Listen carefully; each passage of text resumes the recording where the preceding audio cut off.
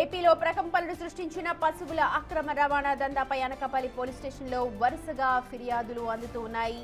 4 రోజులుగా పశువుల అక్రమ రవాణా ముఠా దాడులపై రైతులు ఫిర్యాదులు చేస్తున్నారు. పశువులను తరలిస్తోన్న వాహనాలను ఆపి తమను బెదిరించి డబ్బులు వసూలు చేశారు అంటూ బాధితులు ఫిర్యాదులో పేర్కొంటున్నారు.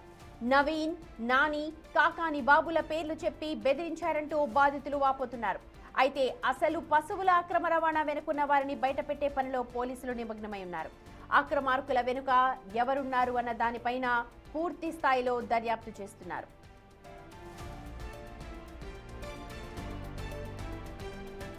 అయితే ఈ మొత్తం వ్యవహారంలో తానే కారణమంటూ వచ్చిన వార్తలను కాకాని బాబు ఖండిస్తున్నారు. అసలు ఈ వ్యవహారంతో తనకు ఎలాంటి సంబంధం లేదంటున్నారు. బయటపడిన వీడియోలు ఇప్పటివి కాదన్నారు. కావాలని కొంతమంది తనను ఇందులో ఇరికించాలని ప్రయత్నిస్తున్నారంటున్నారు. ఎమ్మెల్యే చింతమనేని రెచ్చగొట్టి తనపైకి వచ్చేలా ఆరోపణలు చేస్తున్నారంటున్నారు కాకాని బాబు. ఇవన్నీ చేసేదెవరో కూడా తనకు తెలుసంటున్నారు. మినిస్టర్లు డబ్బులు తీసుకున్నారని కొంతమంది వ్యక్తులు మా వ్యాపారస్తులు గతంలో చెప్పారు. ఇదంతా వైసీపీ ఎండింగ్ టైంలో అవి తీసుకొచ్చి బయటలు ఇప్పుడు పెడుతున్నారు.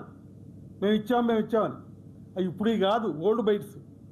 ఏదో రకంగా ఆ చింతమనేని ఆయన కోపిస్ట్ కాబట్టి కత్తితో నా మెడకాయ నరికి ఇచ్చేయాలన్నట్టుగా ప్లాన్ చేస్తున్నారు కొంతమంది. ఎవరో నాకు తెలుసు. ఆయన నెక్కయ్యటం, నా మీద చెప్పటం. ఆయన కింద నుంచి పై దాకా కష్టపడి పైకి వచ్చిన వ్యక్తి. ఆయనకి అన్నీ తెలుసు. వీళ్ళు ఎందుకు చెప్తున్నారు, ఆయన ఎందుకు రెచ్చగొడుతున్నారో తెలుసుకోలేనంత వ్యక్తి కాదు. మా జోలికి ఆయన రాలా. మరోవైపు ఈ ఇల్లీగల్ వ్యవహారానికి ప్రభుత్వానికి సంబంధం లేదంటున్నారు కాకాని బాబు. ఈ వ్యవహారానికి హోంమంత్రి అనితకు ఎలాంటి సంబంధం లేదన్నారు. హోంమంత్రి అనిత ఎలాంటి ప్రలోభాలకు లొంగలేదన్నారు. ఇల్లీగల్ మాఫియాకు సహకరించడం లేదు అంటూ చివరకు మంత్రులను సైతం బెదిరించే స్టేజ్కు చేరారంటున్నారు కాకాని బాబు. హోంమంత్రి అనిత ఆమె పిఏకు ఎలాంటి సంబంధం ఇందులో లేదన్నారు. చాలా స్ట్రిక్ట్గా ఉంటారు ఆమె, కాబట్టి ఆమెను అల్లరి చేయడానికంటూ ఇట్లాంటి వాటికి పాల్పడుతున్నారు అని అంటూ కాకాని చెప్పుకొచ్చారు. గవర్నమెంట్ సహకారం, అదే ఈ ఇల్లీగల్కి గవర్నమెంట్ సహకారం ఇవ్వనని గవర్నమెంట్ వచ్చాక ఆపేశారు. ఆపేసిన క్రమంలో గవర్నమెంట్కి కానీ మినిస్టర్లకు కానీ థ్రెటనించే స్టేజ్లో వీళ్ళు ఉన్నారు. క్రిమినల్స్ హోమ్ మినిస్టర్ని థ్రెటనిస్తున్నారు. దాంట్లో నన్ను కూడా పెట్టి ఆమె ఒకటే చెప్పింది, ఏ ప్రలోభాలకి లొంగలావి, ఎవరి దగ్గర ₹1 తీసుకోవాలి. అబ్బా, మా ప్రభుత్వం ఇల్లీగల్ ఒప్పుకోదు, మీరు లీగల్గా చేసుకోండి అని చెప్పింది. అది ఆమె తప్పు. ఆమె చేసిన నేరం అది. అందుకని ఇప్పుడు ఆమె శత్రువు. అభంశోభం తెలియని మనిషి పిఏని, అతను అభంశోభం తెలియడు. ఒక విలేకరు అతన్ని అల్లరి చేశారు, నన్ను అల్లరి చేశారు, ఆమెను అల్లరి చేశారు. దీంట్లో ఒక్కటే గుర్తించండి, ఆమె ఈ క్రిమినాలిటీకి, ఈ మాఫియాకి గనక ప్రలోభపడి అవకాశం ఇస్తే ఆమెను అల్లరి చేస్తారా?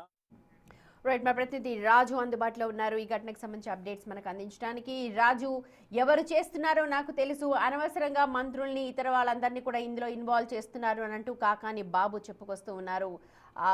అసలు ఎవరున్నారో డైరెక్ట్గా చెప్పే ప్రయత్నం చేస్తూ ఉన్నారా ఏంటి?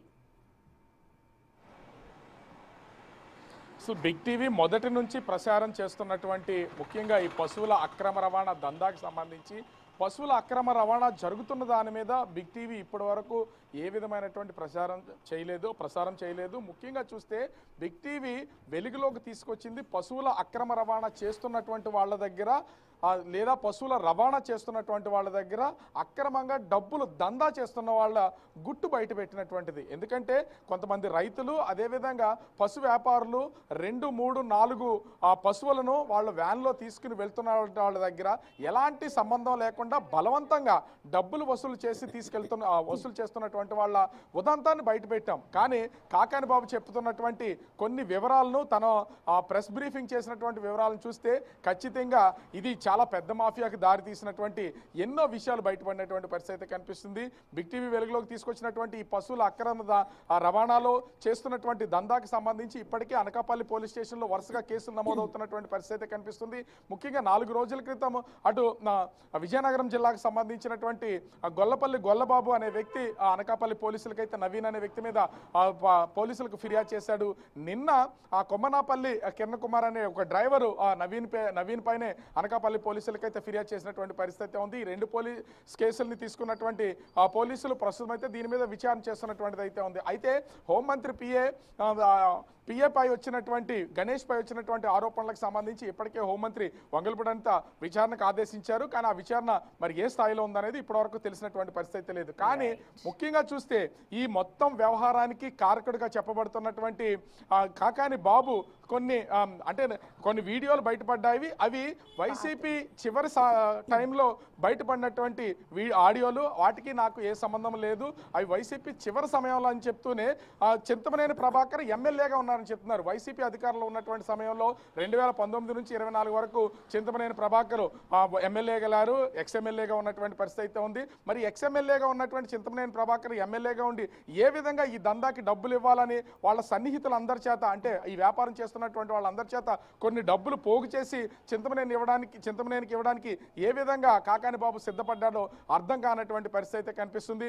ముఖ్యంగా కాకాని బాబు మాట్లాడినటువంటి విషయాల్లో దాదాపుగా చింతమనేని ప్రభాకర్ ఈ పశువుల వ్యాపారం చేస్తున్న తమ దగ్గర నుంచి కొన్ని వేల పశువులను కొనుగోలు చేశాడు. కొన్ని కోట్ల రూపాయల్లో డబ్బులు తమకు ఇచ్చారు. దీనివల్ల పశువుల వ్యాపారులందరూ కూడా లాభపడ్డాము. చింతమనేని కోట్ల రూపాయలు వెచ్చించి కొన్నటువంటి పశువులన్నింటినీ కూడా ముఖ్యంగా తన నియోజకవర్గంలో ఉచితంగా పంపిణీ చేశారని చెప్తున్నటువంటిది అయితే ఉంది. చింతమనేని తన నియోజకవర్గంలో కోట్ల రూపాయల పశువులను కొనుగోలు చేసి ఇవ్వాల్సినటువంటిది అవసరం ఏముంది? ముఖ్యంగా చూస్తే కాకాని బాబు మాటల్లో ఇవి ఒరిస్సాను ఛత్తీస్గఢ్లో కొనుగోలు చేసి వస్తున్నటువంటి ఆవులు ఆంధ్రప్రదేశ్కి పనిచేయవు, ఈ పాలు ఇవ్వవు, ఇంట్లో పెంచుకోవడానికి పనిచేయవు, ఇట్లాంటి వాటిని కటింగ్కి మాత్రమే పనిచేస్తాయండి. ఆవుల్ని చింతమనేని ప్రభాకర్ కొనుగోలు చేసి ఎందుకు మరి ఆ నియోజకవర్గ ప్రజలకు పంచుతారు? కనిపించిన దానికంటే కూడా మరింత లోతుగా దర్యాప్తు చేయాల్సిన అవసరం కనిపిస్తుంది అంటారు Raju. Right, thank you so much.